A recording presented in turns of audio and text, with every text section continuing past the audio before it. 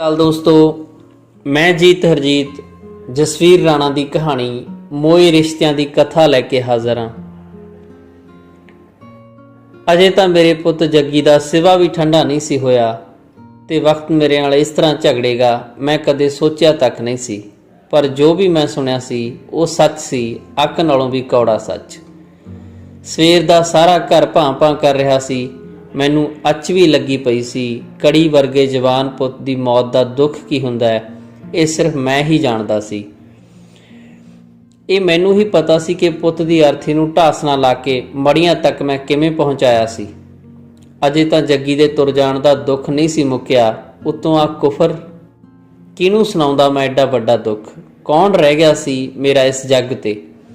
ਬਸ ਇੱਕ ਦੁੱਖਾਂ ਸੁੱਖਾਂ ਦੀ ਸਾਥਣ ਸੀ ਮੇਰੀ ਘਰਵਾਲੀ ਹਰਵੰਸ ਕੌਰ। ਉਹਨੂੰ ਵੀ ਕੀ ਦੱਸਦਾ, ਉਹ ਕਿਹੜਾ ਚੰਦਰੀ ਕੁਛ ਦੱਸਣ ਪੁੱਛਣ ਵਾਲੀ ਸਥਿਤੀ ਵਿੱਚ ਰਹੀ ਸੀ। ਉਦਣ ਜੱਗੀ ਦੀ ਮੌਤ ਦਾ ਸੁਨੇਹਾ ਸੁਣਦਿਆਂ ਹੀ ਉਹਨੂੰ ਤਾਂ ਅਟੈਕ ਜਿਹਾ ਹੋ ਗਿਆ ਸੀ। ਪਤਾ ਨਹੀਂ ਇੱਕੋ ਲਖਤ ਕੀ ਕੁਦਰਤ ਦਾ ਭਾਣਾ ਵਰਤਿਆ। ਇੱਧਰ ਸੁਨੇਹਾ ਦੇਣ ਵਾਲਾ ਬੰਦਾ ਚੁੱਪ ਕਰਿਆ, ਉਧਰ ਮੇਰੇ ਦੇਖਦੇ ਹੀ ਦੇਖਦੇ ਉਹ ਜਿਉਂਦੀ ਹੀ ਮੁਰਦਿਆਂ ਵਿੱਚ ਜਾ ਰਲੀ ਸੀ। ਥਾੜ ਦੇਣੇ ਹੇਠਾਂ ਡਿੱਗ ਪਈ ਸੀ। ਹਰਵੰਸ ਹਰਵੰਸ ਮੈਂ ਬਥੇਰਾ ਬੁਲਾਇਆ, ਪਰ ਡਿੱਗਣ ਸਾਰ ਹੀ ਚੰਦਰੀ ਦੀ ਜ਼ੁਬਾਨ ਠਾਕੀ ਗਈ। ਸੱਜੀ ਅੱਖ ਤੋਂ ਲੈ ਕੇ ਪੈਰ ਦੇ ਅੰਗੂਠੇ ਤੱਕ ਇੱਕ ਪਾਸਾ ਉੱਕਾ ਹੀ ਮੁਰਦਾਰ ਹੋ ਗਿਆ। ਪੁੱਤ ਦਾ ਦੁੱਖ ਛਾਤੀ ਅੰਦਰ ਹੀ ਦਫਨ ਕਰਕੇ ਉਹਨੇ ਮੰਜਾ ਫੜ ਲਿਆ ਸੀ। ਖੜਾ ਖੜਾ ਮੈਂ ਹਰਵੰਸ ਕੌਰ ਦੇ ਮੰਜੇ ਵੱਲ ਨੂੰ ਝਾਕਿਆ। ਮੰਜੇ ਵਿੱਚ ਪਈ ਉਹ ਟਿਕ ਟਿਕ ਮੇਰੇ ਵੱਲ ਝਾਕੀ ਜਾ ਰਹੀ ਸੀ। ਉਹਦੇ ਮੂੰਹ ਤੇ ਅੰਤਾਂ ਦੀ ਬੇਵਸੀ ਸੀ। ਉਹ ਬੜਾ ਕੁਝ ਦੱਸਣਾ ਪੁੱਛਣਾ ਚਾਹੁੰਦੀ ਸੀ, ਉੱਠ ਕੇ ਹਰ ਗਲਤ ਗੱਲ ਦਾ ਵਿਰੋਧ ਕਰਨਾ ਚਾਹੁੰਦੀ ਸੀ, ਪਰ ਬੋਲਣ ਉੱਠਣ ਤੋਂ ਆਵਾਜ਼ਾਰ ਸੀ। ਉਹਦੇ ਵੱਲ ਵੇਖ ਕੇ ਮੇਰਾ ਅੰਦਰਲਾ ਦਰਦ ਦੁੱਗਣਾ ਹੋ ਗਿਆ। ਮੈਂ ਪਰਾਂ ਨੂੰ ਮੂੰਹ ਭੁਆ ਲਿਆ, ਦਿਲ ਜਿਹਾ ਕਰੜਾ ਕਰਕੇ ਬਾਹਰ ਆ ਗਿਆ। ਵਰਾਂਡੇ ਵਿੱਚ ਖੜਾ ਪਰਾਂ ਸੜਕ ਵੱਲ ਨੂੰ ਨਿਗਾਹ ਮਾਰੀ, ਪਰ ਸੜਕ ਅਜੇ ਖਾਲੀ ਸੀ। ਮੈਂ ਕੰਧ ਤੇ ਟੰਗੇ ਕਲਾਕ ਤੋਂ ਵਕਤ ਵੇਖਿਆ, 2 ਵੱਜਣ ਵਾਲੇ ਸਨ। ਲਿੰਕ ਰੋਡ ਹੋਣ ਕਾਰਨ ਸੜਕ ਆਮ ਵੀ ਖਾਲੀ ਜਿਹੀ ਹੀ ਰਹਿੰਦੀ। 2-4 ਮਿੰਨੀ ਬੱਸਾਂ ਦੇ ਆਉਣ ਜਾਣ ਦਾ ਵਕਤ ਤੈਅ ਸੀ। ਉਂਝ ਵੀ ਕੋਈ ਟਾਵਾਂ ਟੱਲਾ ਹੀ ਰਾਹੀ ਲੰਘਦਾ। ਹੇ ਵਾਹਿਗੁਰੂ, ਤੂੰ ਹੀ ਏ। ਘੁੰਮਦੀ ਘੁੰਮਦੀ ਮੇਰੀ ਨਜ਼ਰ ਗੁਰਦੁਆਰੇ ਵਾਲੇ ਨਿਸ਼ਾਨ ਸਾਹਿਬ ਤੇ ਜਾ ਟਿਕੀ। ਮੇਰੀ ਸਿਰ ਸ਼ਰਧਾ ਨਾਲ ਝੁਕ ਗਿਆ। ਜਦੋਂ ਮੈਂ ਦੁਬਾਰਾ ਉਤਾਂ ਨੂੰ ਝਾਕਿਆ, ਗੁਰਦੁਆਰਾ ਮੂਰਲੀ ਪੁਲੀ ਕੋਲ ਇੱਕ ਬੰਦਾ ਕੁਲਫੀਆਂ ਵਾਲਾ ਰਿਕਸ਼ਾ ਲਈ ਆ ਰਿਹਾ ਸੀ। ਪਤਾ ਨਹੀਂ ਕੁਲਫੀਆਂ ਵੇਚ ਕੇ ਮੁੜਿਆ ਸੀ ਜਾਂ ਵੇਚਣ ਜਾ ਰਿਹਾ ਸੀ, ਮਗਰ ਜਿਨ੍ਹਾਂ ਦੀ ਮੈਨੂੰ ਉਡੀਕ ਸੀ ਉਹਨਾਂ 'ਚ ਅਜੇ ਤੱਕ ਕੋਈ ਨਹੀਂ ਸੀ ਵੜਿਆ। ਚੁਪਾਸੇ ਖੜੀਆਂ ਫਸਲਾਂ ਦੀ ਨਿਗਾਹ ਘਮਾਉਂਦਾ ਹੋਇਆ ਮੈਂ ਮੁੜ ਅੰਦਰ ਆ ਪਰਤਿਆ। ਆ ਕਮਰੇ ਅੰਦਰ ਵੜਦਿਆਂ ਹੀ ਮੰਜੇ ਨਾਲ ਮੰਜਾ ਹੋਈ ਪਈ ਹਰਵੰਸ ਕੌਰ ਦੇ ਮੂੰਹੋਂ ਅਜੀਬ ਜਿਹੀ ਆਵਾਜ਼ ਨਿਕਲੀ। ਅਟੈਕ ਤੋਂ ਬਾਅਦ ਉਹ ਐਂਕਣੇ ਬੋਲਦੀ। ਆਮ ਬੰਦੇ ਲਈ ਤਾਂ ਉਸਦੀਆਂ ਆਵਾਜ਼ਾਂ ਬੇਅਰਥ ਹੀ ਸਨ, ਪਰ ਮੈਨੂੰ ਉਹਦੇ ਹਰ ਇਸ਼ਾਰੇ ਤੇ ਆਵਾਜ਼ ਦਾ ਅਰਥ ਪਤਾ ਸੀ। ਮੈਂ ਸਮਝ ਗਿਆ ਸੀ ਕਿ ਉਹ ਕੁਝ ਪੁੱਛ ਰਹੀ ਸੀ। ਅਜੇ ਤਾਂ ਆਏ ਨਹੀਂ। ਉਸਦੀਆਂ ਅੱਖਾਂ 'ਚ ਮੈਂ ਝਾਕ ਕੇ ਧੁਰ ਤੱਕ ਪਿਘਲ ਗਿਆ। ਮੈਥੋਂ ਬਹੁਤਾ ਚਿਰ ਉਸਦੀਆਂ ਨਜ਼ਰਾਂ ਦਾ ਸਾਹਮਣਾ ਨਾ ਹੋਇਆ। ਪਿੱਠ ਭੁਆ ਕੇ ਕੰਧ ਤੇ ਟੰਗੀ ਜੱਗੀ ਦੀ ਫੋਟੋ ਵੱਲ ਨੂੰ ਝਾਕਣ ਲੱਗ ਪਿਆ। ਮੇਰਾ ਪੁੱਤ ਜੱਗੀ, ਸੋਹਣਾ ਸੁਨੱਖਾ ਗੱਭਰੂ, ਸੁਰਮਈ ਕੋਟ ਨਾਲ ਚਿੱਟੀ ਸ਼ਰਟ ਤੇ ਸਿਰ ਤੇ ਨਾਭੀ ਰੰਗ ਦੀ ਪੱਗ ਤੇ ਐਸੇ ਰੰਗ ਦੀ ਟਾਈ, ਅੱਧ ਕਤਰੀ ਦਾੜੀ ਨਾਲ ਤਿੱਖੀਆਂ ਬਰੀਕ ਮੁੱਛਾਂ, ਸਿੱਧਾ ਹੀ ਝਾਕ ਰਿਹਾ ਸੀ ਜਿਵੇਂ ਹੁਣੇ ਬੋਲ ਪਊਗਾ। ਕਿੰਨਾ ਜੱਚ ਰਿਹਾ ਸੀ ਫੋਟੋ ਵਿੱਚ। ਉਦਣ ਵੀ ਸਹੁਰਾ ਬਹੁਤ ਜੱਚ ਰਿਹਾ ਸੀ। ਐਕਣੇ ਪੂਰੀ ਟੌਰ ਲਾਈ ਹੋਈ। ਸਵੇਰੇ ਹੀ ਮੋਟਰਸਾਈਕਲ ਲੈ ਕੇ ਨਾਭੇ ਸੱਭਿਆਚਾਰਕ ਮੇਲਾ ਵੇਖਣ ਗਿਆ। ਕਹਿੰਦਾ ਸੀ, ਬਾਪੂ ਜੀ ਕਲੱਬ ਵਾਲੇ ਮੁੰਡੇ ਮੇਰੇ ਮਿੱਤਰ ਨੇ, ਹਾਸਾ ਠੱਠਾ ਚੱਲੂ, ਸਾਰਾ ਦਿਨ ਗਾਉਣ ਵਜਾਉਣ ਚੱਲਣਾ ਹੈ। ਆਉਣ ਲੱਗਿਆਂ ਜੇ ਲੇਟ ਫਿਟ ਹੋ ਗਿਆ ਤਾਂ ਫਿਕਰ ਨਾ ਕਰਿਓ। ਹੱਸੀ ਖੇਡੀ ਜਿਵੇਂ ਮਰਜ਼ੀ, ਪਰ ਖਬਰਦਾਰ ਮੁੰਡਿਆ ਜੇ ਉਹ ਸ਼ਰਾਬ ਨੂੰ ਮੂੰਹ ਲਾਇਆ। ਜਾਣ ਲੱਗੇ ਨੂੰ ਹਰਵੰਸ ਕੌਰ ਨੇ ਤਾੜਨਾ ਕੀਤੀ। ਮੈਂ ਵੀ ਬਥੇਰਾ ਘੂਰਿਆ। ਬਹੂ ਲਵਦੀਪ ਨੇ ਅੱਡ ਸਮਝਾਇਆ। ਉਹ ਨਹੀਂ ਪੀਂਦਾ ਬਾਬਾ। ਸਾਨੂੰ ਤਿੰਨਾਂ ਨੂੰ ਭਰੋਸਾ ਦਵਾ ਕੇ ਉਹ ਚਲਿਆ ਤਾਂ ਗਿਆ, ਪਰ ਸਾਬਧਾਨ ਨਹੀਂ ਸੀ ਵਰਤਿਆ। ਰਾਤ ਨੂੰ ਉਹਦੀ ਲਾਸ਼ ਹੀ ਘਰੇ ਆਈ। ਬਹੁਤੀ ਪੀਤੀ ਹੋਈ ਸੀ। ਕਹਿੰਦੇ ਕਾਰ 'ਚ ਮੋਟਰਸਾਈਕਲ ਮਾਰ ਲਿਆ ਕੋੜੀ ਨੇ। ਮੌਕੇ ਤੇ ਹੀ ਪੂਰਾ ਹੋ ਗਿਆ। ਆਪ ਤਾਂ ਸਹੁਰਾ ਤੁਰ ਗਿਆ, ਪਰ ਸਾਨੂੰ ਦਿਨੇ ਹੀ ਹਨੇਰਾ ਕਰ ਗਿਆ ਸੀ। ਬਾਹਰਲੇ ਗੇਟ ਦੇ ਖੜਕੇ ਨਾਲ ਮੇਰਾ ਸਿਰ ਨੂੰ ਝਟਕਾ ਜਿਹਾ ਵੱਜਿਆ। ਜੱਗੀ ਦੀ ਫੋਟੋ ਵਿੱਚ ਖੁੱਭਿਆ ਧਿਆਨ ਟੁੱਟ ਗਿਆ। ਮੈਂ ਇੱਕੋ ਲਖਤ ਬਾਹਰ ਨੂੰ ਝਾਕਿਆ। ਬਰਾਂਡੇ ਵਿੱਚ ਥੰਮਲੇ ਨਾਲ ਬੰਨਿਆ ਕੁੱਤਾ ਉੱਚੀ ਉੱਚੀ ਭੌਂਕ ਰਿਹਾ ਸੀ। ਸ਼ਾਇਦ ਆ ਗਏ, ਮਨ ਹੀ ਮਨ 'ਚ ਚਿਤਵਦਿਆਂ ਮੈਂ ਅਜੇ ਪੈਰ ਹੀ ਚੁੱਕਿਆ ਸੀ ਕਿ ਬਾਹਰੋਂ ਆਵਾਜ਼ ਆਈ, ਘਰੇ ਹੀ ਐ ਜੋਰਾ ਸਿਆਂ? ਅੱਛਾ, ਹਾਂ ਹਾਂ, ਆਵਾਜ਼ ਪਛਾਣ ਕੇ ਮੈਂ ਕਾਹਲੀ ਨਾਲ ਗੇਟ ਵੱਲ ਨੂੰ ਵਧਿਆ। ਸਰਪੰਚ ਦੀ ਆਵਾਜ਼ ਸੀ। ਆ ਜਾ ਸਰਪੰਚਾ, ਅਜੇ ਆਏ ਨਹੀਂ, ਆ ਜਾਓ, ਬਹਿ ਜਾਓ ਅੰਦਰ। ਗੇਟ ਖੋਲ੍ਹ ਕੇ ਸਰਪੰਚ ਹੋਰਾਂ ਨੂੰ ਨਾਲ ਲੈ ਕੇ ਮੈਂ ਅੰਦਰ ਨੂੰ ਤੁਰ ਪਿਆ। ਸਰਪੰਚ ਨਾਲ ਸੁੱਚਾ ਮੈਂਬਰ ਵੀ ਸੀ। ਦੋਵਾਂ ਨੂੰ ਮੈਂ ਨਾਲ ਦੇ ਕਮਰੇ ਵਿੱਚ ਡਹੀਆਂ ਕੁਰਸੀਆਂ 'ਤੇ ਬਿਠਾਇਆ। ਹੋਰ ਬਈ ਜਵਾਲਾ ਸਿਆਂ? ਪਹਿਲਾਂ ਹੀ ਕਮਰੇ ਵਿੱਚ ਬੈਠੇ ਮੇਰੇ ਛੋਟੇ ਭਾਈ ਜਵਾਲੇ ਨੂੰ ਵੇਖ ਕੇ ਸਰਪੰਚ ਹੋਰਾਂ ਨੇ ਹੱਥ ਵਧਾਏ। ਚੁੱਪ-ਚਾਪ ਹੱਥ ਮਿਲਾ ਕੇ ਸਾਰੇ ਮੁੜ ਕੁਰਸੀਆਂ 'ਤੇ ਬੈਠ ਗਏ। ਨਾਲ ਦੀ ਨਾਲ ਚਾਰਾਂ ਦਰਮਿਆਨ ਇੱਕ ਚੁੱਪ ਜਿਹੀ ਪਸਰ ਗਈ। ਐਸੀ ਚੁੱਪ ਕਿ ਅਸੀਂ ਚਾਰੇ ਇੱਕ ਦੂਜੇ ਦੇ ਸਾਹਾਂ ਦੀ ਆਵਾਜ਼ ਵੀ ਸੁਣ ਸਕਦੇ ਸਾਂ। ਜੇ ਕੁਝ ਨਹੀਂ ਸੁਣ ਸਕਦੇ ਸਾਂ ਤਾਂ ਆਉਣ ਵਾਲਿਆਂ ਦੀ ਦਿਲ ਦੀ ਆਵਾਜ਼। ਖਾਸੇ ਚਿਰ ਬਾਅਦ ਘਰ ਦੇ ਬਾਹਰ ਕਾਰਾਂ ਦੇ ਖੜਨ ਦੀ ਆਵਾਜ਼ ਆਈ। ਆ ਗਏ ਸ਼ਾਇਦ। ਕਮਰੇ ਵਿੱਚ ਫੈਲੀ ਚੁੱਪ ਨੂੰ ਤੋੜਦਿਆਂ ਮੈਂ ਕਲਾਕ ਵੱਲ ਨੂੰ ਵੇਖਿਆ। 2:45 ਹੋਣ ਵਾਲੇ ਸਨ, ਪਰ ਮੈਂ ਉੱਠਣ ਦੀ ਹਿੰਮਤ ਨਾ ਲੈ ਸਕਿਆ। ਬੈਠੇ ਬੈਠੇ ਹੀ ਮੈਂਬਰ ਨੂੰ ਇਸ਼ਾਰਾ ਕੀਤਾ, ਜਾ ਮੈਂਬਰਾ, ਤੂੰ ਹੀ ਗੇਟ ਖੋਲ੍ਹ ਕੇ ਗੇਟ ਆ। ਕੋਈ ਨਹੀਂ ਆਖ ਕੇ ਉਹ ਗੇਟ ਵੱਲ ਨੂੰ ਤੁਰ ਪਿਆ। ਉਹਦੇ ਜਾਂਦਿਆਂ ਹੀ ਬਰਾਂਡੇ ਵਿੱਚ ਬੈਠਾ ਕੁੱਤਾ ਉੱਚੀ ਉੱਚੀ ਭੌਂਕਣ ਲੱਗ ਪਿਆ। ਮੈਨੂੰ ਜਾਪਿਆ ਜਿਵੇਂ ਭੌਂਕ ਨਹੀਂ ਬਲਕਿ ਰੋ ਰਿਹਾ ਹੋਵੇ, ਤੇ ਰੋ ਰੋ ਕੇ ਮੈਨੂੰ ਕਿਸੇ ਵਾਪਰਨ ਵਾਲੀ ਅਣਹੋਣੀ ਤੋਂ ਖਬਰਦਾਰ ਕਰ ਰਿਹਾ ਹੋਵੇ। ਮੇਰਾ ਅੰਦਾਜ਼ਾ ਸਹੀ ਨਿਕਲਿਆ। ਉਹੀ ਸਨ। ਮੂਹਰੇ ਮੈਂਬਰ ਤੁਰਿਆ ਰਿਹਾ ਸੀ। ਉਹਦੇ ਮਗਰ ਬੰਦਿਆਂ ਦੀ ਪੂਰੀ ਤਾੜ। ਜੱਗੀ ਦਾ ਸਹੁਰਾ, ਦੋਵੇਂ ਸਾਲੇ, ਲਵਦੀਪ ਦੀ ਗੋਦੀ ਚੁੱਕਿਆ ਕਰਨਵੀਰ ਤੇ ਹੋਰ ਬੰਦੇ। ਉਹਨਾਂ ਦੇ ਕਮਰੇ ਵਿੱਚ ਵੜਦਿਆਂ ਹੀ ਮੈਂ ਕੁਰਸੀ ਛੱਡ ਕੇ ਖੜਾ ਹੋ ਗਿਆ। ਮੇਰੇ ਨਾਲ ਹੀ ਸਰਪੰਚ ਤੇ ਜਵਾਲਾ ਸਿਉਂ ਵੀ ਉੱਠ ਖੜੇ। ਪਹਿਲਾਂ ਮੈਂਬਰ ਨਹੀਂ ਨਾਲ ਖੜਾ ਸੀ, ਪਰ ਸਾਡਾ ਅਦਬ ਸਤਿਕਾਰ ਅਣਦੇਖਿਆ ਕਰ ਉਹ ਸਾਰੇ ਦੈੜ ਸੋਫੇ ਕੁਰਸੀਆਂ ਵਿੱਚ ਧੱਸ ਗਏ ਤੇ ਭੁੱਲੇ ਭੂਤ ਵਾਂਗ ਸਾਡੇ ਵੱਲ ਨੂੰ ਝਾਕਣ ਲੱਗੇ। ਲਵਦੀਪ ਦੀ ਗੋਦੀ ਚੁੱਕਿਆ ਕਰਨਵੀਰ ਰੀ ਜਿਹੀ ਕਰਕੇ ਮੇਰੇ ਕੋਲ ਆਉਣ ਦੀ ਜ਼ਿੱਦ ਕਰ ਰਿਹਾ ਸੀ, ਪਰ ਉਹ ਉਹਨੂੰ ਜ਼ਬਰਦਸਤੀ ਬਾਹਾਂ ਵਿੱਚ ਜਕੜੀ ਬੈਠੀ ਸੀ। ਭੋਰਾ ਭਰ ਜਵਾਕ ਦੀ ਬੇਵਸੀ ਵੇਖ ਕੇ ਮੇਰਾ ਮਨ ਕਾਹਲਾ ਪੈਣ ਲੱਗਿਆ। ਓਏ ਪਾਣੀ ਲਿਆ ਵੀ ਛੋਟੂ, ਨਾਲੇ ਚਾਹ ਬਣਾ ਕੇ ਰਾਂ। ਕਮਰੇ ਵਿੱਚ ਪਸਰੇ ਬੋਝਪਣ ਨੂੰ ਤੋੜਨ ਲਈ ਮੈਂ ਭਈਏ ਨੂੰ ਹਾਕ ਮਾਰੀ। ਆਇਆ ਸਰਦਾਰ, ਪਰ ਉਹਦਾ ਜਵਾਬ ਅਧੂਰਾ ਹੀ ਰਹਿ ਗਿਆ। ਨਾ ਜੀ ਨਾ, ਚਾਹ ਪਾਣੀ ਸਭ ਪੀ ਕੇ ਆਏ ਆ। ਆਏ ਬੰਦਿਆਂ 'ਚੋਂ ਚਾਣਚੱਕ ਕਈ ਜਾਣੇ ਬੋਲ ਪਏ। ਨਾਲ ਦੀ ਨਾਲ ਇੱਧਰੋਂ ਸਰਪੰਚ ਵੀ ਬੋਲ ਪਿਆ, ਕੋਈ ਨਹੀਂ ਭਾਈ, ਪੀ ਕੇ ਆਇਓ, ਫੇਰ ਕੀ ਹੋ ਗਿਆ, ਹੋਰ ਪੀ ਲਓ ਭੋਰਾ, ਤੱਤਾ ਪਾਣੀ ਹੀ ਤਾਂ ਹੁੰਦਾ। ਕੀ ਇਹਨਾਂ ਲਈ ਹੁਣ ਮੇਰੇ ਘਰ ਦਾ ਚਾਹ ਪਾਣੀ ਵੀ ਉਪਰਾ ਹੋ ਗਿਆ? ਸਰਪੰਚ ਨੂੰ ਬੋਲਦਾ ਛੱਡ ਕੇ ਮੈਂ ਸੋਚੀ ਪੈ ਗਿਆ। ਪਤਾ ਨਹੀਂ ਕਦੋਂ ਭਈਆ ਸਾਹਿਬ ਨੂੰ ਪਾਣੀ ਚਾਹ ਫੜਾ ਕੇ ਗਿਆ। ਮੇਰੇ ਹੱਥ ਵਿੱਚ ਵੀ ਚਾਹ ਦਾ ਗਲਾਸ ਸੀ। ਸਭ ਤੋਂ ਪਹਿਲਾਂ ਲਵਦੀਪ ਦੇ ਬਾਪ ਨੇ ਗਲਾਸ ਹੇਠਾਂ ਰੱਖਿਆ। ਅੱਗ ਵਰਗੀ ਤੱਤੀ ਚਾਹ ਪਤਾ ਨਹੀਂ ਕਿਉਂ ਇੱਕ ਸਾਹੇ ਕਿਵੇਂ ਪੀ ਗਿਆ। ਮੈਂ ਅਜੇ ਸੋਚ ਹੀ ਰਿਹਾ ਸੀ ਕਿ ਆਏ ਬੰਦਿਆਂ 'ਚੋਂ ਕਿਸੇ ਇੱਕ ਸਿਆਣੀ ਜਿਹੀ ਉਮਰ ਦਾ ਬੰਦਾ ਬੋਲਿਆ, ਅਸੀਂ ਤਾਂ ਸਰਦਾਰ ਜੀ ਕੁੜੀ ਵਾਲੇ ਗੱਲ ਕਰਨੀ ਆਏ ਤੀ। ਉਹਦੀ ਗੱਲ ਸੁਣ ਕੇ ਮੈਂ ਭਮੱਤਰਿਆਂ ਵਾਂਗ ਝਾਕਿਆ। ਹੱਥ 'ਚੋਂ ਗਿਲਾਸ ਛੁੱਟਦਾ ਬਚਿਆ। ਹੈਂ, ਕੀ ਕਿਹਾ ਤੁਸੀਂ? ਇਹ ਅਸੀਂ ਤਾਂ ਆਏ ਹੀ ਕਹਿੰਦੇ ਆ ਬਈ ਅਜੇ ਪਹਾੜ ਜਿੱਡੀ ਉਮਰ ਪਈ ਐ ਕੁੜੀ ਮੂਹਰੇ, ਐਕਣ ਕਿਵੇਂ ਲੰਘੂ? ਅਸੀਂ ਕਹਿੰਦੇ ਤੀ ਬਈ ਸਮਾਨ ਚੁੱਕ ਲੈਂਦੇ। ਨਾਲੇ ਸਹੁਰਿਆਂ ਨੂੰ ਗੌਰ ਨਾਲ ਤਾੜਦਿਆਂ ਲਵਦੀਪ ਦਾ ਬਾਪ ਲੋੜ ਨਾਲੋਂ ਉੱਚੀ ਆਵਾਜ਼ ਵਿੱਚ ਬੋਲਿਆ। ਉਹਦੀ ਗੱਲ ਜਿਵੇਂ ਸਾਰੇ ਘਰ ਵਿੱਚ ਗੂੰਜਦੀ ਚਲੀ ਗਈ। ਮੇਰੀ ਛਾਤੀ ਛਲਣੀ ਹੋ ਗਈ। ਨਾਲ ਦੇ ਕਮਰੇ 'ਚ ਪਈ ਹਰਬੰਸ ਕੌਰ ਨੇ ਆ ਅਜਿਹੀ ਕੀਤੀ।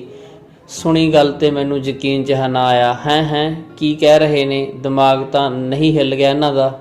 ਕੀ ਹੋ ਗਿਆ ਜੇ ਮੇਰਾ ਪੁੱਤ ਜੱਗੀ ਤੁਰ ਗਿਆ ਸੀ, ਪਰ ਮੈਂ ਤਾਂ ਸੀ। ਮੇਰੀ ਘਰ ਵਾਲੀ ਹਰਬੰਸ ਕੌਰ, ਸੁੱਖ ਨਾਲ ਮੇਰੇ ਜੱਗੀ ਦਾ ਅੰਸ਼ ਕਰਨਵੀਰ, ਆਖਿਰ ਕੀ ਹੋ ਗਿਆ ਸਭ ਦੀ ਮੱਤ ਨੂੰ? ਨਹੀਂ, ਇਹ ਗੱਲ ਨਹੀਂ ਹੋ ਸਕਦੀ ਭਾਈ। ਉਹ ਮੇਰੇ ਤੇ ਤਾਂ ਅੱਗੇ ਹੀ ਵਕਤ ਪਿਆ। ਚੰਗਾ ਨਹੀਂ ਲੱਗਦਾ ਇਹੋ ਜਿਹੇ ਮਖੌਲ ਕਰਦੇ। ਸੋਚ ਸਮਝ ਕੇ ਗੱਲ ਕਰੋ। ਤੁਸੀਂ ਸਭ ਕੁਝ ਜਾਣਦੇ ਹੋਣ ਦੇ ਬਾਵਜੂਦ ਵੀ ਪਤਾ ਨਹੀਂ ਕਿਉਂ ਮੇਰੇ ਅੰਦਰੋਂ ਕਿਹੜੀ ਸ਼ਕਤੀ ਬੋਲ ਉੱਠੀ। ਸੋਚ ਸਮਝ ਕੇ ਹੀ ਬੋਲ ਰਹੇ ਹਾਂ ਸਰਦਾਰ ਜੀ। ਆਖਰ ਕੁਛ ਸੋਚ ਸੱਚ ਕੇ ਹੀ ਆਏ ਹਾਂ ਅਸੀਂ। ਜੇ ਬਹੁਤੀ ਗੱਲ ਐ ਤਾਂ ਕੁੜੀ ਤੋਂ ਪੁੱਛ ਲਓ। ਆ ਬੈਠੀ ਆ ਤੁਹਾਡੇ ਸਾਹਮਣੇ। ਲਵਦੀਪ ਦੇ ਬਾਪ ਨੇ ਐਕਣ ਉਂਗਲੀ ਘੁਮਾਈ ਜਿਵੇਂ ਮੇਰੀ ਛਾਤੀ ਵਿੱਚੋਂ ਦੀ ਤੀਰ ਖਵੋ ਕੇ। ਹੋ ਰਿਹਾ ਹੋਵੇ। ਉਹਦੀ ਗੱਲ ਸੁਣ ਕੇ ਕਮਲਿਆਂ ਵਾਂਗ ਮੈਂ ਆਪਣੀ ਨੂੰਹ ਵੱਲ ਨੂੰ ਝਾਕਿਆ। ਕਿਉਂ ਭਾਈ ਲਵਦੀਪ, ਕੀ ਸੁਣ ਰਿਹਾ ਮੈਂ? ਇਹ ਬਾਪੂ ਜੀ ਠੀਕ ਕਹਿ ਰਹੇ ਨੇ। ਲਵਦੀਪ ਬੋਲੀ ਕਾਹਦਾ, ਸੌਰੀ ਨੇ ਉਹੀ ਮੇਰੀ ਦਾੜੀ ਪੱਟ ਦਿੱਤੀ। ਉਹਦੀ ਸਪਾਟ ਬਿਆਨੀ ਸੁਣ ਮੈਂ ਰੀੜ੍ਹ ਦੀ ਹੱਡੀ ਤੱਕ ਠਰ ਗਿਆ। ਜਿਹਦੀ ਮੈਨੂੰ ਬਾਪੂ ਜੀ ਕਹਿੰਦੀ ਦੀ ਜ਼ਬਾਨ ਨਹੀਂ ਸੀ ਸੁੱਕਦੀ, ਉਹਦੇ ਮੂੰਹੋਂ ਪਰਬ ਤੋਂ ਭਾਰੀ ਫੈਸਲਾ ਸੁਣ ਕੇ ਮੇਰੇ ਅੰਗ ਪੈਰ ਜਕੜੇ ਗਏ। ਕਿਵੇਂ ਯਕੀਨ ਕਰਦਾ ਮੈਂ? ਬੈਠਣਾ ਔਖਾ ਹੋ ਗਿਆ। ਅੰਦਰ ਹੀ ਅੰਦਰ ਮੇਰੀ ਸੁਰਤੀ ਮਰੋੜੀਆਂ ਜਿਹੀਆਂ ਖਾਣ ਲੱਗੀ। ਮੇਰੀਆਂ ਅੱਖਾਂ ਸਾਹਮਣੇ ਜੱਗੀ ਦਾ ਸੰਸਕਾਰ ਵੇਲਾ ਤੈਰ ਗਿਆ। ਉਦਣ ਵੀ ਇਹੀ ਲਵਦੀਪ ਸੀ, ਚਿਖਾ ਵਿੱਚ ਡਿੱਗਣ ਤੱਕ ਜਾਂਦੀ ਸੀ ਸਹੁਰੀ, ਪਰ ਪੇਕੀ ਜਾ ਕੇ ਕਿਵੇਂ ਇੱਕੋ ਲਖਤ ਬਦਲ ਗਈ। ਕੀ ਆਖ ਰਹੀ ਸੀ ਇਹ?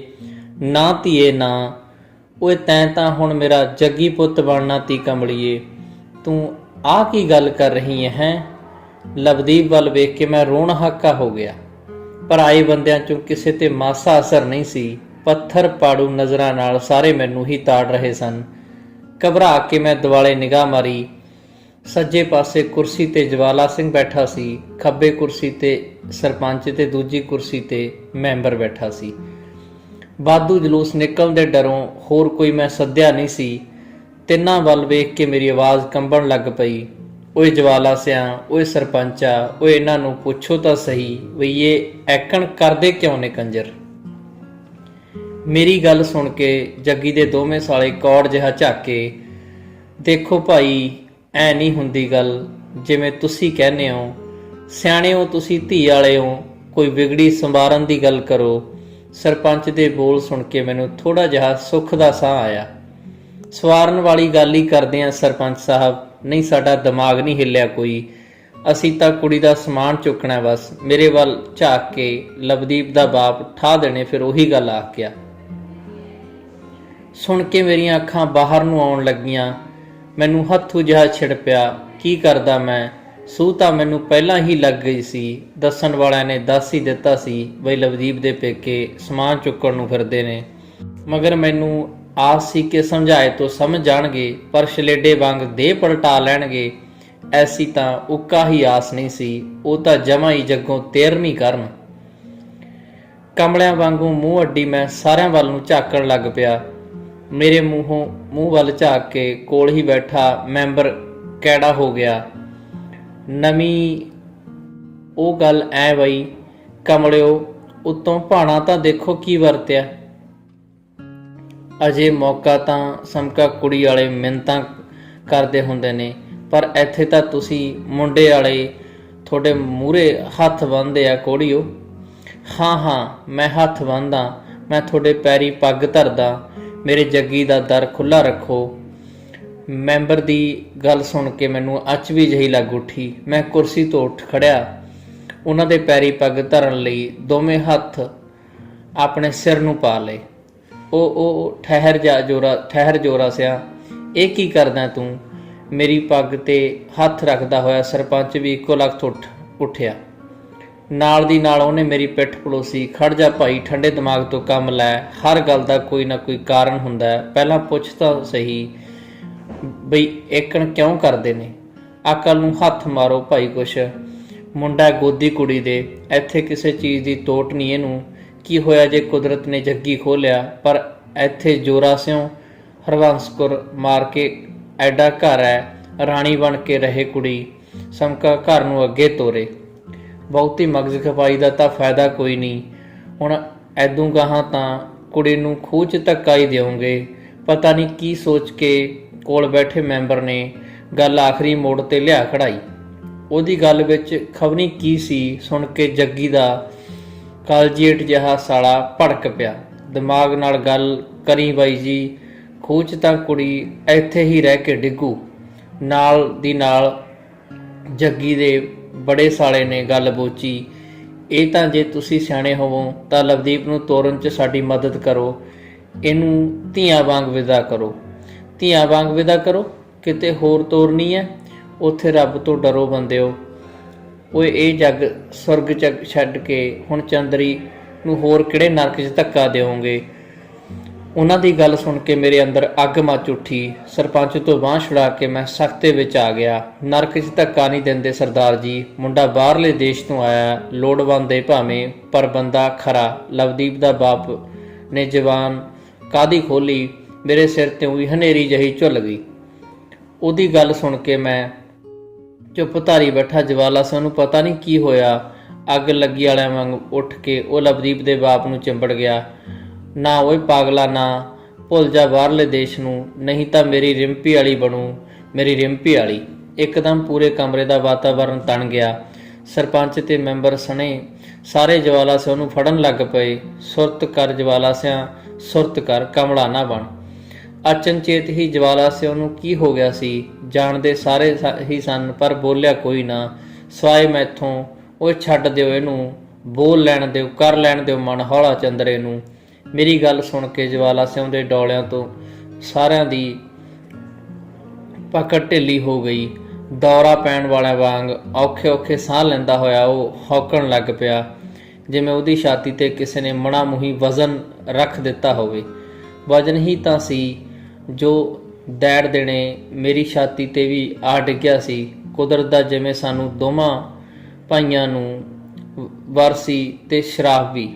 ਜਵਾਲਾ ਸਿੰਘ ਤੇ ਮੇਰੇ ਕੋਲ ਸੋਹਣੀ ਭੋਏ ਦਾ ਇਕੱਠਾ ਟੱਕ ਸੀ। ਖੇਤਾਂ ਵਿੱਚ ਹੀ ਲਵੋ ਲਵੀ ਸਾਡੇ ਦੋ ਘਰ ਵਿੱਚੋਂ ਵਰਤੋਂ ਦਾ ਕੁੱਲ ਸਾਜ ਸਮਾਨ। ਦੋਵੇਂ ਭਾਈਆਂ ਦੀ ਪਿੰਡ ਵਿੱਚ ਸੋਹਣੀ ਪੜਤ ਬਣੀ ਹੋਈ, ਪਰ ਇੱਕ ਇੱਕ ਜਵਾਕ ਦੇ ਬਾਅਦ ਸਾਡੇ ਦੋਵਾਂ ਦੇ ਮੁੜ ਕੇ ਕੋਈ ਔਲਾਦ ਨਹੀਂ ਸੀ। ਜਵਾਲੇ ਦੀ ਇੱਕੋ ਇੱਕ ਕੁੜੀ ਹੋਈ ਸੀ ਰਿੰਪੀ, ਮੇਰਾ ਇਕੱਲਾ ਜੱਗੀ। ਹੁਣ ਤਾਂ ਜੱਗੀ ਵੀ ਇੱਥੇ ਸੀ, ਮੈਨੂੰ ਤੜਫਣ ਲਈ ਛੱਡ ਕੇ ਉੱਥੇ ਚਲਾ ਗਿਆ ਜਿੱਥੇ ਆਇਆ ਸੀ। ਇਸ ਭੋਏ ਤੇ ਆਇਆ ਤਾਂ ਪਹਿਲਾਂ ਜੱਗੀ ਸੀ, ਪਰ ਕੀ ਕਸਰ ਛੱਡੀ ਸੀ ਜਵਾਲਾ ਸਿੰਘ ਨੇ। ਪੁੱਤਾਂ ਨਾਲੋਂ ਵੀ ਵੱਧ ਕੇ ਪਾਲੀ ਪਲੋਸੀ, ਤੇ ਜਦੋਂ ਵਿਆਹ ਕੀਤਾ, ਬਸ ਵਿਆਹ ਕਦਾ ਕੀਤਾ, ਉਸ ਦਿਨ ਤੋਂ ਅਰਧ ਪਾਗਲਾ ਜਿਹਾ ਹੋ ਗਿਆ ਸੀ। ਗੁੰਮਸੁੰਮ ਰਹਿੰਦਾ ਸੀ, ਚੁੱਪ ਗੜੁੱਪ, ਪਰ ਕਦੇ ਕਦੇ ਉਹ ਪਾਗਲ ਜਿਹਾ ਹੋ ਜਾਂਦਾ। ਗੱਲ ਹੋਈ ਵੀ ਪਾਗਲ ਕਰਨ ਵਾਲੀ ਸੀ। ਜਵਾਲਾ ਸਿੰਘ ਨਾਲੋਂ ਵੱਧ ਰਿੰਪੀ ਮੇਰੀ ਧੀ ਸੀ। ਜੋਰਾ ਸਿੰਘ ਬਈ ਮੇਰੇ ਤਾਂ ਅੱਜ ਦਿਲ ਦਾ ਭਾਰ ਹੌਲਾ ਹੋ ਗਿਆ। ਆਪਣਾ ਭੁੱਲ ਰਹੇੜੀ ਵਾਲਾ ਦਾਰਾ ਰਿੰਪੀ ਲਈ ਰਿਸ਼ਤਾ ਲੈ ਕੇ ਆਇਆ। ਮੁੰਡਾ ਵੀ ਬਾਹਰਲੇ ਦੇਸ਼ੋਂ ਆ ਰਿਹਾ। ਵਿਆਹ ਹੋਣ ਸਾਰ ਰਿੰਪੀ ਵੀ ਕਹਿੰਦੇ ਬਾਹਰ ਗਈ ਲੈ। ਜਿੱਦਣ ਜਵਾਲਾ ਸਿੰਘ ਨੇ ਰਿੰਪੀ ਦੇ ਰਿਸ਼ਤੇ ਬਾਰੇ ਦੱਸਿਆ ਸੀ, ਮੇਰੇ ਅੰਦਰ ਖੁਸ਼ੀਆਂ ਦਾ ਦਰਿਆ ਵਗ ਪਿਆ। ਹਰਬੰਸ ਕੌਰ ਅੱਡ ਖੁਸ਼, ਜੱਗੀ ਦੀ ਤਾਂ ਧਰਤੀ ਤੇ ਪੈਰ ਨਹੀਂ ਸੀ ਟਿਕ ਰਿਹਾ। ਬਾਗੀਆਂ ਪਾਉਂਦਾ ਜਵਾਲਾ ਸਿੰਘ ਕੇ ਘਰ ਜਾ ਰਿਹਾ, ਚੌੜ ਚੜੋ ਰਿੰਪੀ ਨੂੰ ਛੇੜਨ ਲੱਗ ਪਿਆ। ਹੋਏ ਰਿੰਪੀ ਦਾ ਵਿਆਹ ਹੋਊਗਾ ਓਏ, ਉਹ ਤਾਂ ਰਿੰਪੀ ਸਾਥੋਂ ਵੱਡੀ ਹੋ ਜਾਏਗੀ, ਅਸੀਂ ਤਾਂ ਧਰਤੀ ਤੇ ਚੱਲਣ ਵਾਲੇ ਬੰਦੇ, ਤੂੰ ਤਾਂ ਜਹਾਜ਼ਾਂ ਤੇ ਉੱਡਿਆ ਕਰੇਂਗੀ। ਆਹ ਦੇਖ ਲੈ, ਹਟਦਾ ਨਹੀਂ ਝਗੜਾ ਜਿਹਾ। ਉਹ ਛੇੜਖਾਨੀ ਤੋਂ ਤੰਗ ਆ ਕੇ ਰਿੰਪੀ ਗੋਡਿਆਂ ਵਿੱਚ ਸਿਰ ਦੇ ਕੇ ਬੈਠ ਜਾਂਦੀ। ਬਹੁਤੀ ਹੀ ਸਿੱਧੀ ਸਾਦੀ ਤੇ ਸੰਗਾਊ ਕੁੜੀ ਸੀ ਚੰਦਰੀ। ਜਵਾਲਾ ਸਿੰਘ ਵਿੱਚ ਕਿਹੜਾ ਕੋਈ ਵਲਸ਼ਲ ਸੀ, ਮੇਰੇ ਵਾਂਗ ਮੁੱਢ ਤੋਂ ਹੀ ਉਹ ਜਮਾਂ ਸਿੱਧਾ ਪੱਧਰਾ ਬੰਦਾ, ਨਾ ਕਿਸੇ ਦੀਆਂ 3 'ਚ ਨਾ 13 'ਚ, ਜੇ ਬੋਲਣਾ ਤਾਂ ਬਸ ਮੁੱਲ ਦਾ। ਜਿੱਦਣ ਮੁੰਡੇ ਨੂੰ ਸ਼ਗਨ ਪਾਉਣ ਜਾਣਾ ਸੀ, ਮੈਨੂੰ ਕਹਿੰਦਾ ਜੋਰਾ ਸਿਆਂ, ਮੈਨੂੰ ਤਾਂ ਯਾਰ ਉੱਥੇ ਘਬਰਾਹਟ ਜਿਹੀ ਹੋਊਗੀ, ਮੇਰੇ ਹੱਥ ਪੈਰ ਕੰਬਣ ਲੱਗ ਪੈਣੇ ਨੇ। ਬਾਪ ਵਾਲਾ ਸਾਰਾ ਕਾਰਜ ਤੂੰ ਹੀ ਨਿਭਾਈ। ਸ਼ਗਨ ਤੋਂ ਲੈ ਕੇ ਫਿਰ ਸਾਰਾ ਕਾਰਜ ਮੈਂ ਨਿਭਾਇਆ। ਮੁੰਡੇ ਵਾਲਿਆਂ ਨੇ ਦਿਨਾਂ ਦਾ ਹੀ ਵਿਆਹ ਮੰਗ ਲਿਆ। ਲਾਣਾ ਉਹਨਾਂ ਦਾ ਤਕੜਾ ਸੀ, ਉੱਪਰੋਂ ਮੁੰਡਾ ਬਾਹਰੋਂ ਆਇਆ। ਉਹਦੇ ਬਾਪ ਨੇ ਮੈਨੂੰ ਸਾਫ਼ ਹੀ ਆਖ ਦਿੱਤਾ ਸੀ, ਬਾਹਰਲੇ ਨਿਕ ਸੁੱਖ ਦੀ ਤਾਂ ਲੋੜ ਨਹੀਂ ਸਰਦਾਰ ਜੀ, ਰੱਬ ਦਾ ਦਿੱਤਾ ਸਭ ਕੁਛ ਹੈ। ਕਾਕਾ ਕਹਿੰਦੇ ਘੁੰਮਣ ਫਿਰਨ ਨੂੰ ਮਰੂਤੀ ਕਾਰ ਲੈ ਦਿਓ ਬਸ। ਮਨ ਹੀ ਮਨ ਇੱਕ ਵਾਰੀ ਤਾਂ ਮੈਂ ਜਰਕ ਖਾ ਗਿਆ। ਮੁੰਡਾ ਵੀ ਮੈਨੂੰ ਖਾਸਾ ਪਕਰੋੜ ਜਿਹਾ ਲੱਗਦਾ ਸੀ, ਪਰ ਮੈਂ ਜਵਾਲਾ ਸਿੰਘ ਨੂੰ ਜ਼ਹਰ ਨਾ ਹੋਣ ਦਿੱਤਾ। ਉਹਦੀ ਖੁਸ਼ੀ ਮੇਰੀ ਖੁਸ਼ੀ ਸੀ। ਵਿਆਹ ਦੀ ਤਰੀਕ ਬੰਨ, ਸਾਰੀਆਂ ਤਿਆਰੀਆਂ ਕਰ। ਅਸੀਂ ਪਟਿਆਲੇ ਇੱਕ ਮੈਰਿਜ ਪੈਲਸ ਬੁੱਕ ਕਰਵਾਇਆ। ਪਿੰਡੋਂ ਲੋਕਾਂ ਨੂੰ ਲਿਜਾਣ ਲਈ ਇੱਕ ਬੱਸ ਕਿਰਾਏ ਤੇ ਕਰ ਲਈ। ਬਾਕੀ ਜੱਗੀ ਦੇ ਦੋਸਤਾਂ ਦੀਆਂ ਕਾਰਾਂ ਸਨ। ਸਜੇ ਫਵੇ ਮੈਰਿਜ ਪੈਲਸ ਵਿੱਚ ਸਾਰਾ ਕੁਝ ਐਨ ਵਕਤ ਸਿਰ ਸ਼ੁਰੂ ਹੋ ਗਿਆ। ਬਰਾਤ ਆਈ, ਫਟਾਫਟ ਚਾਹ ਪੀਣ ਨਿਬੇੜ ਕੇ ਮੁੰਡੇ ਦਾ ਭਾਪ ਦਾ ਆਨੰਦ ਕਾਰਜ ਕਰਨ ਲਈ ਜ਼ੋਰ ਪਾਉਣ ਲੱਗ ਪਿਆ। ਨੇੜੇ ਹੀ ਇੱਕ ਛੋਟਾ ਜਿਹਾ ਗੁਰਦੁਆਰਾ ਸੀ, ਉੱਥੋਂ ਮਹਾਰਾਜ ਦੀ ਵੀੜ ਲਿਆ ਕੇ ਇੱਕ ਕਮਰੇ ਵਿੱਚ ਸਜਾ ਲਈ। ਇੱਧਰਲੇ ਉੱਧਰਲੇ ਸਾਰੇ ਲੋਕ ਹਾਲ ਕਮਰੇ ਵਿੱਚ ਇਕੱਠੇ ਹੋ ਗਏ। ਮਹਾਰਾਜ ਦੀ ਹਜ਼ੂਰੀ ਵਿੱਚ ਮੱਥਾ ਟੇਕ ਕੇ ਮੁੰਡਾ ਆਸਣ ਤੇ ਬੈਠ ਗਿਆ। ਨਾਲ ਦੀ ਨਾਲ ਕੁੜੀਆਂ ਰਿੰਪੀ ਨੂੰ ਲਿਆਈਆਂ। ਲਾਲ ਲੀੜਿਆਂ ਵਿੱਚ ਲਿਪਟੀ ਸਹੁਰੀ ਬੜੀ ਜੱਚ ਰਹੀ ਸੀ। ਮੁੱਢਲੇ ਲਫ਼ਜ਼ ਬੋਲ ਕੇ ਭਾਈ ਜੀ ਅਜੇ ਪਹਿਲੀ ਲਾਮ ਹੀ ਪੜ੍ਹੀ ਸੀ ਕਿ ਬਾਹਰ ਅਚਾਨਕ ਰੌਲਾ ਪੈ ਗਿਆ। ਪੁਲਿਸ ਆ ਗਈ, ਪੁਲਿਸ ਆ ਗਈ, ਭੱਜ ਲਓ, ਪੁਲਿਸ ਆ ਗਈ। ਹੈਂ ਪੁਲਿਸ? ਅਚਨਚੇਤੀ ਰੰਗ ਵਿੱਚ ਭੰਗ ਪਿਆ ਵੇਖ ਮੇਰੀ ਤਾਂ ਖਾਨਿਓ ਗਈ। ਮੇਰੇ ਕੋਲ ਖੜਾ ਜਵਾਲਾ ਸਿਉਂ ਉਹੀ ਭਮੱਤਰ ਗਿਆ। ਓਏ ਆਹ ਕੀ ਹੋ ਗਿਆ ਜੋਰਾ ਸਿਆਂ? ਮੈਂ ਉਹਨੂੰ ਕੀ ਦੱਸਦਾ? ਮੇਰੇ ਗੱਲ ਤਾਂ ਆਪ ਸਮਝ ਤੋਂ ਬਾਹਰ ਸੀ। ਪੰਡਾਲ ਦੇ ਲੋਕਾਂ ਵਿੱਚ ਹਫੜਾ ਦਬੜੀ ਮੱਚ ਗਈ। ਭੱਜ ਕੇ ਕਿੱਥੇ ਜਾਏਗਾ ਮਾਂ ਦਿਆ ਪ੍ਰਾਹੁਣਿਆਂ? ਜਿਉਂ ਹੀ ਆਸਨ 'ਤੇ ਉੱਠ ਕੇ ਭੱਜਣ ਲੱਗੇ ਮੁੰਡੇ ਨੂੰ ਥਾਣੇਦਾਰ ਨੇ ਜੱਫਾ ਮਾਰਿਆ। ਮੇਰੇ ਤਾਂ ਪੈਰਾਂ ਹੇਠੋਂ ਧਰਤੀ ਖਿਸਕ ਗਈ। ਮੁੰਡੇ ਦੇ ਗਲ ਪਾਈ ਚੁੰਨੀ ਨਾਲ ਕੱਠ ਦਿੱਤੀ ਹੋਣ ਕਰਕੇ ਰਿੰਪੀ ਦਾ ਸਿਰ ਲਈ ਵੀ ਚੁੰਨੀ ਘੜੀਸੀ ਗਈ। ਭਰੀ ਸਭਾ ਵਿੱਚ ਕੁੜੀ ਦਾ ਸਿਰ ਨੰਗਾ ਹੋ ਗਿਆ। ਜਵਾਲਾ ਸਿਉਂ ਤਾਂ ਚੱਖਰ ਖਾ ਕੇ ਡਿੱਗ ਪਿਆ, ਪਰ ਮੈਂ ਭੱਜ ਕੇ ਥਾਣੇਦਾਰ ਦੀ ਬਾਂਹ ਫੜ ਲਈ। ਨਾ ਇਹ ਕੀ ਹੋ ਰਿਹਾ ਥਾਣੇਦਾਰ ਸਾਹਿਬ? ਹੁਣੇ ਦੱਸਦੇ ਆ ਸਰਦਾਰ ਸਾਹਿਬ। ਥਾਣੇਦਾਰ ਦੇ ਬੋਲ ਪੂਰੇ ਹੋਣ ਤੋਂ ਪਹਿਲਾਂ ਹੀ ਡੀਐਸਪੀ ਦਹਾੜ ਪਿਆ। ਮਾਫ਼ ਕਰਨਾ ਗ੍ਰੰਥੀ ਜੀ, ਨਿਮਰਤਾ ਸਾਹਿਤ ਪਾਠ ਇੱਥੇ ਹੀ ਬੰਦ ਕਰ ਦਿਓ। ਇਹ ਵਿਆਹ ਨਹੀਂ ਹੋ ਸਕਦਾ। ਪਰ ਕਿਉਂ? ਥਾਣੇਦਾਰ ਵੱਲ ਪਰਤ ਮੈਂ ਡੀਐਸਪੀ ਮੂਹਰੇ ਜਾ ਗਿੜਗਿੜਾਇਆ। ਫਟਾਫਟ ਦੱਸੋ ਚੱਕਰ ਕੀ ਹੈ ਜੀ? ਜੱਗੀ ਤੇ ਉਹਦੇ ਦੋਸਤ ਮਿੱਤਰ ਤਾਂ ਤੈਸ਼ ਵਿੱਚ ਆ ਗਏ ਸਨ। ਫਟਾਫਟ ਦੱਸੋ ਚੱਕਰ ਕੀ ਹੈ? ਜੱਗੀ ਤੇ ਉਹਦੇ ਦੋਸਤ ਤੈਸ਼ ਵਿੱਚ ਆ ਗਏ ਸਨ ਕਿਉਂਕਿ ਇਹ ਬੰਦਾ ਜਾਲਸਾਜ਼ ਹੈ। ਇਹ ਪਹਿਲਾਂ ਹੀ ਵਿਆਹਿਆ ਹੋਇਆ। ਆਹ ਵੇਖੋ ਵਿਆਹ ਦੀ ਐਲਬਮ, ਵੀਡੀਓ ਕੈਸਟ, ਇਹਦੇ ਘਰ ਵਾਲੀ ਤੇ ਉਹ 2 ਜਵਾਕ। ਇਹਨਾਂ ਨੂੰ ਛੱਡ ਕੇ ਤੁਹਾਡੇ ਨਾਲ ਧੋਖਾ ਕਰ ਰਿਹਾ। ਨਾਲ ਲਿਆਂਦੀ ਇੱਕ ਤੀਮੀ ਤੇ 2 ਜਵਾਕਾਂ ਨੂੰ ਸਾਡੇ ਮੂਹਰੇ ਖੜਾ। ਡੀਐਸਪੀ ਨੇ ਮੁੰਡੇ ਨੂੰ ਬਾਪ ਨੂੰ ਗੁਲਾਮੇ ਤੋਂ ਫੜ ਲਿਆ। ਕਿਉਂ ਇਹ ਚੌਰਿਆ? ਕੀ ਕੰਜਰਖਾਨਾ ਖੋਲ੍ਹਿਆ ਤੁਸੀਂ ਇਹ? ਮਾਫ਼ ਕਰ ਦਿਓ ਸਰਦਾਰ ਜੀ, ਸਾਡਾ ਤੁਹਾਡੇ ਨਾਲ ਕੋਈ ਰੌਲਾ ਨਹੀਂ। ਸਾਡਾ ਤਾਂ ਚੋਰ ਤਾਂ ਇਹ ਹੈ। ਅਸੀਂ ਧੀ ਵਾਲੇ ਹਾਂ। 8 ਸਾਲ ਹੋ ਗਏ ਸਾਡੇ ਦਰਾਂ 'ਚ ਬੈਠੀ ਨੂੰ। ਇਹਨੇ ਕਦੇ ਪੁੱਛ ਤੱਕ ਨਹੀਂ। ਹੁਣ ਜਦੋਂ ਬਾਹਰੋਂ ਆਇਆ ਤਾਂ ਆਹ ਚੰਦ ਚੜਾਤਾ। ਧੁਰ ਅੰਦਰ ਤੱਕ ਠਰੇ ਖੜੇ। ਮੇਰੇ ਪੈਰਾਂ ਨੂੰ ਉਦੋਂ ਸੇਕ ਜਿਹਾ ਲੱਗਿਆ ਜਦੋਂ ਪੁਲਿਸ ਨਾਲ ਆਈ। ਕੁੜੀ ਦਾ ਬਾਪ ਮੇਰੇ ਪੈਰੀਂ ਪੱਗ ਰੱਖ ਕੇ ਭੁੱਬੀ ਰੋਣ ਲੱਗ ਪਿਆ। ਸਾਰੇ ਹੀ ਰੋ ਰਹੇ ਸਨ। ਐਡਾ ਬੜਾ ਕੁਫਰ ਮਿੰਟੋ ਮਿੰਟੀ ਸਭ ਰਾਖ ਹੋ ਗਿਆ ਸੀ। ਰੋਲੇ ਵਾਂਗ ਆਈ ਪੁਲਿਸ, ਸਾਰਾ ਕੁਝ ਹੁੰਝ ਕੇ ਲੈ ਗਈ। ਇੱਧਰੋਂ ਉੱਧਰੋਂ ਆਏ ਲੋਕ ਮਿੰਟਾਂ ਵਿੱਚ ਹੀ ਖਿਸ ਗਏ ਸਨ। ਭਰੀ ਸਭਾ ਵਿੱਚ ਇੱਜ਼ਤ ਲੁਹਾ ਕੇ ਅਸੀਂ ਪਿੰਡ ਪਰਤ ਆਏ ਸਾਂ। ਸਾਡੇ ਦੋਵਾਂ ਟੱਬਰਾਂ ਦਾ ਇਕੱਲਾ ਜੀ ਜਿਉਂਦਾ ਹੀ ਮਰ ਗਿਆ ਸੀ। ਸਾਰਾ ਪਿੰਡ ਅੱਡ ਤਰਾ ਕਰੇ ਵਰਤੀ ਹੋਣੀ ਖੰਭਾਂ ਦੀ ਡਾਰਾਂ ਬਣ ਕੇ ਸਾਰੇ ਇਲਾਕੇ ਵਿੱਚ ਘੁੰਮ ਗਈ ਸੀ। ਸਭ ਦਾ ਬੁਰਾ ਹਾਲ ਰਿੰਪੀ ਦਾ ਸੀ। ਰੋ ਕੇ ਸਹੁਰੀ ਅੱਧਮਰੀ ਹੋ ਗਈ। ਠਾਹ ਦੰਦਲ ਪੈ ਜਾਂਦੀ। ਜਦੋਂ ਸੁਰਤ ਆਉਂਦੀ ਤਾਂ ਇੱਕੋ ਰੱਟ, ਇਹ ਠੀਕ ਨਹੀਂ ਹੋਇਆ। ਮਸਾਂ ਰਾਤ ਹੋਈ ਸੀ। ਅੱਧੀ ਕੁ ਰਾਤ ਸਾਰੇ ਆਪੋ ਆਪਣੇ ਵਿਚਾਰਾਂ ਕਰਦੇ ਰਹੇ। ਵਰਤੀ ਹੋਣੀ ਦੇ ਖਿਲਾਫ ਬੋਲਦੇ ਰਹੇ। ਜੱਗੀ ਤੇ ਉਹਦੇ ਦੋਸਤ ਮਿੱਤਰ ਤਾਂ ਬਹੁਤ ਹੀ ਤੱਤਾ ਬੋਲ ਰਹੇ ਸਨ।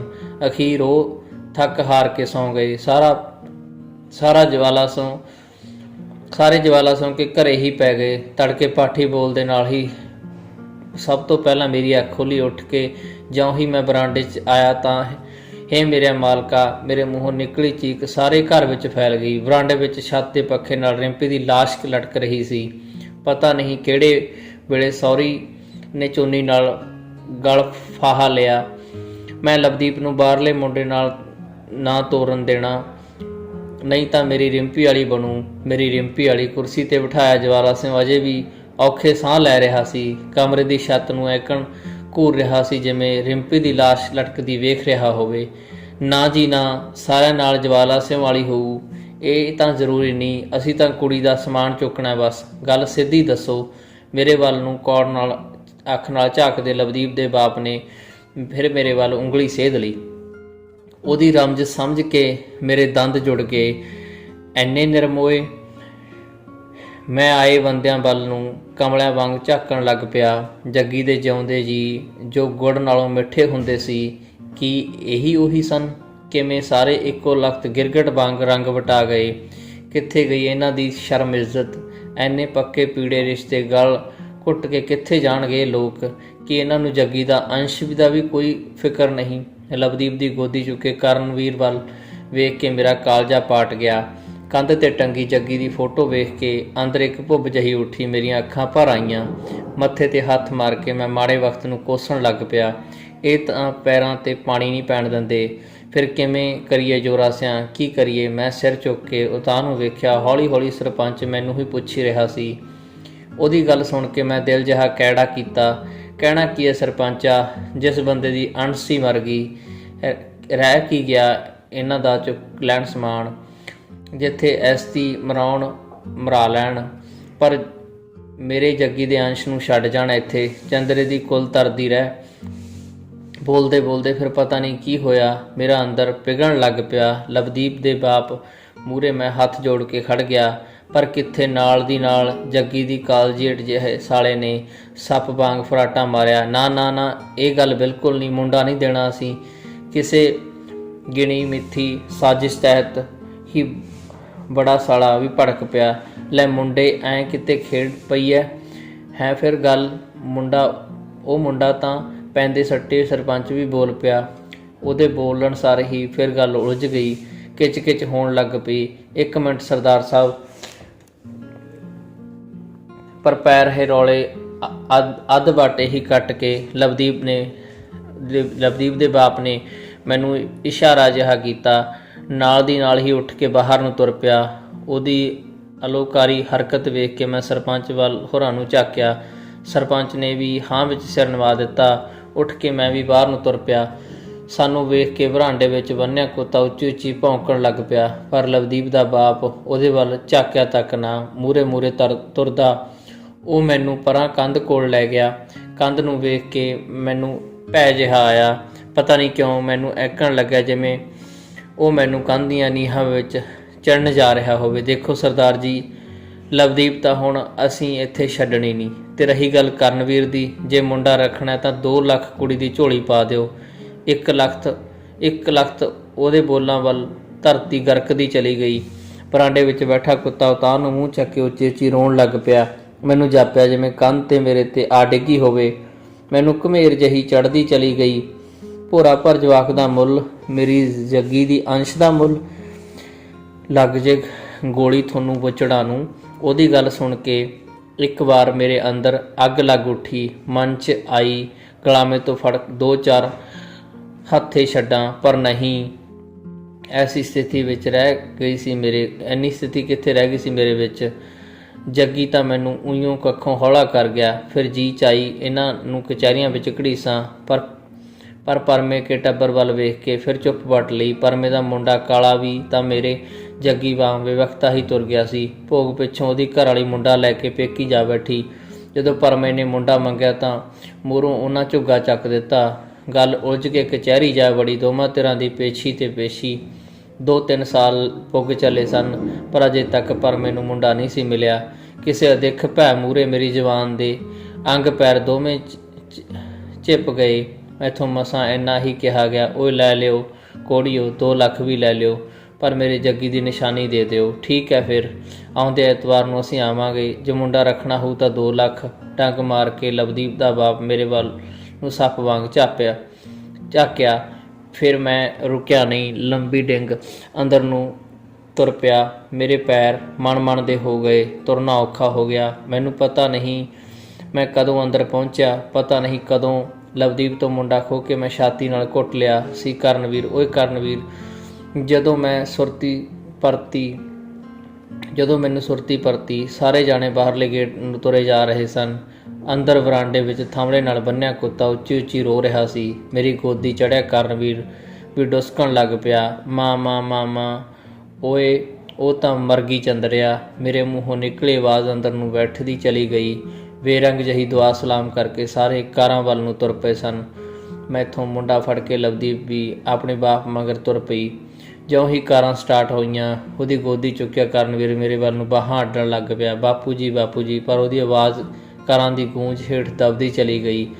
ਪਹੇ ਵਿੱਚ ਉੜਦੀ ਧੂੜ ਵੇਖ ਕੇ ਮੈਨੂੰ ਖੜਨਾ ਔਖਾ ਹੋ ਗਿਆ। ਮੈਂ ਇੱਕੋ ਲਖਤ ਛਿਪਦੀ ਵੱਲ ਮੂੰਹ ਫੇਰ ਲਿਆ। ਗਿੱਲੀਆਂ ਅੱਖਾਂ ਨਾਲ ਪੂਰਬ ਦੀ ਗੁੱਠ ਵੱਲ ਨੂੰ ਵੇਖਣ ਲੱਗ ਪਿਆ, ਜਿੱਥੋਂ ਕੱਲ੍ਹ ਨੂੰ ਨਵੇਂ ਸੂਰਜ ਨੇ ਚੜ੍ਹਨਾ ਸੀ। ਧੰਨਵਾਦ ਦੋਸਤੋ। ਕਹਾਣੀ ਤੁਹਾਨੂੰ ਕਿਸ ਤਰ੍ਹਾਂ ਦੀ ਲੱਗੀ, ਇਸ ਬਾਰੇ ਆਪਣੀ ਪ੍ਰਤੀਕਿਰਿਆ ਜ਼ਰੂਰ ਦਿਓ।